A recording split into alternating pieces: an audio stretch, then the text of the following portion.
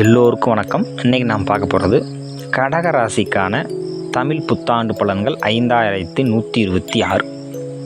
ஆண்டின் தொடக்கத்திலேயே நடைபெறக்கூடிய ஆண்டுக்கோள்களினுடைய பெயர்ச்சிகள் பெரும் தாக்கத்தை கடகராசிக்கு உண்டு பண்ணுகிறது. சனி பெயர்ச்சி 9ஆம் ஸ்தானத்தில் நிகழ்கிறது. மகிழ்ச்சிக்கு பஞ்சமில்லை, நிம்மதிக்கு பஞ்சமில்லை. ஆனால் சொத்து பிரச்சனைகள் உண்டு, கொடுக்கல் வாங்கலில் பிரச்சனை உண்டு, கவனமாக இருங்கள். குருவினுடைய பெயர்ச்சி 12இல் நடக்கிறது. அதிகப்படியான செலவு உண்டு.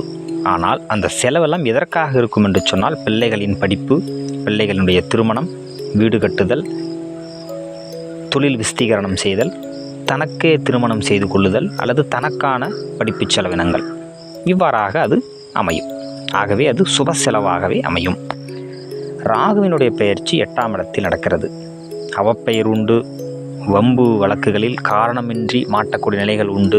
அதன் காரணமாக காவல்துறை, நீதிமன்ற படியேறக்கூடிய நிலைகள் உண்டு.